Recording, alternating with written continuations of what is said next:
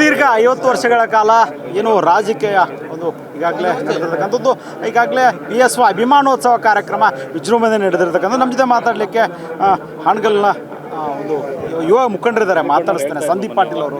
ಸರಿ, ನೋಡ್ತಾ ಇದ್ದೀರಿ ಸರ್, ಹೇಗೆ ಅನಿಸ್ತಾ ಇದೆ ತಮಗೆ? ಇದು ನೋಡಿದ್ರೆ ಗೊತ್ತಾಗುತ್ತೆ, ಇದು ಜನಸಾಗರ.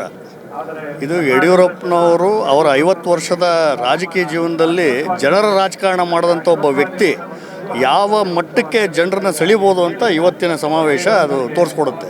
ಇಲ್ಲಿ ಬಂದವರು ಯಾರು ದುಡ್ಡು ಕೊಟ್ಟು ಮತ್ತೊಂದು ಮಾಡಿ ಬಂದವರಲ್ಲ. ಇದು ರಾಜಕೀಯ ಫಂಕ್ಷನ್ ಅಲ್ಲ. ಎಲ್ಲರೂ ಸ್ವಯಂ ಪ್ರೇರಣೆಯಿಂದ. ನಾನು ಒಬ್ಬ ಪ್ರಜ್ಞಾವಂತ ಮತದಾರ, ನಾನು ಯಾವ ಪಕ್ಷದ ಜೊತೆಗೂ ಇಲ್ಲ ಅಂತಲೇ ಅಂದ್ಕೊಳ್ಳೋದು ಇವತ್ತುವರೆಗೂ.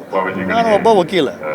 ನನ್ನಂತೂ ಕೂಡ ಈ ಸಮಾವೇಶಕ್ಕೆ ಎಳ್ಕೊಂಡು ತೊಗೊಂಬಂದಿದೆ ಅಂದರೆ ಆ ಮನುಷ್ಯನಲ್ಲಿರುವಂಥ ಚೈತನ್ಯ ಅಂತ ನನ್ನ ಭಾವನೆ. ತಮ್ಮದು BSY ಒಡನಾಟ ಹೇಗೆ ಸರ್? ನಮ್ಮದು ಸುಮಾರು 16 ವರ್ಷದ ಒಡನಾಟ. 16 ವರ್ಷದಲ್ಲಿ ಎಲ್ಲ ರೀತಿಯ ಏಳು ಬೀಳನ್ನು ಕಂಡಿರುವಂಥವ್ರು. ಆದರೆ ಆ ಮನುಷ್ಯನಲ್ಲಿರುವಂಥ ಸ್ಪಿರಿಟ್ ಮಾತ್ರ ಕಡಿಮೆ ಆಗಿಲ್ಲ ಅಂತ ನನ್ನ ಅಭಿಪ್ರಾಯ.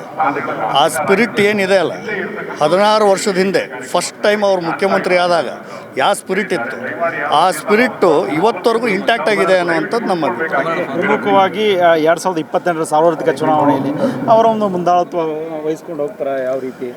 2028ರಲ್ಲಿ ಯಡಿಯೂರಪ್ಪನವರು ಹೆಸರಿದ್ರೆ ಸಾಕು, ಅವ್ರು ಹುಟ್ಟಾಕಿರುವಂಥ ಜನಸಾಗರನೇ ಇದೆ, ಅವರೇ ನಡೆಸ್ಕೊಂಡು ತಗೊಂಡು ಹೋಗ್ಬಿಡ್ತಾರೆ ಅಂತ ನನ್ನ ಅಭಿಪ್ರಾಯ. ಸೀಟ್ಗಳು ಬರುವಂಥ ನಿರೀಕ್ಷೆಗಳಿದೆ ಸರ್? ನಾನು ಪೋಲ್ ಮಾಸ್ಟರ್ ಅಲ್ಲ, ನಾವೊಬ್ಬ ಮತದಾರ.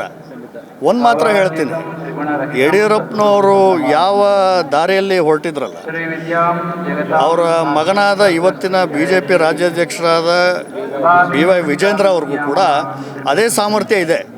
ಅದನ್ನು ಗುರುತು ಮಾಡಿಕೊಂಡೇ BJPಯವರು ಅವರನ್ನು ರಾಜ್ಯಾಧ್ಯಕ್ಷ ಮಾಡಿದ್ದಾರೆ. ಇನ್ನು ಈ ಜನರ ಸಪೋರ್ಟು ಹಾಗೂ ಅವ್ರ ಮನಸ್ಸಿನಲ್ಲೂ ಅವ್ರು ಕೂಡುವ ಶಕ್ತಿ ಅವ್ರಿಗಿದೆ ಅಂತ ನನ್ನ ಅಭಿಪ್ರಾಯ ಇದೆ. ಬರೋ ದಿನಗಳಲ್ಲಿ ನೋಡೋಣ. ಅವರ ಮುಂದಾಳತ್ವದಲ್ಲಿ ಕರ್ನಾಟಕದಲ್ಲಿ ಇನ್ನೊಂದು ಸರ್ಕಾರ ಬರೋಂಗಿದ್ರೆ ಎಲ್ಲ ಯುವಕರದು ಸರ್ಕಾರ ಆಗ್ಬೋದು ಅಂತ ನನ್ನ ಅಭಿಪ್ರಾಯ. ತಮಿಳುನಾಡಿನಲ್ಲಿ ವಿಜಯ್, ಇಲ್ಲಿ ವಿಜಯೇಂದ್ರ ಆಗ್ಬೋದೇನೋ ಅಂತ ನನ್ನ ಅಭಿಪ್ರಾಯ. BY ವಿಜೇಂದ್ರ ಅವರು CM ಆಗುವಂಥ ಲಕ್ಷಣಗಳಿದೆ ಅಂತೀರಿ? ಇದು ನನ್ನ ಅಭಿಪ್ರಾಯ ಅಲ್ಲ.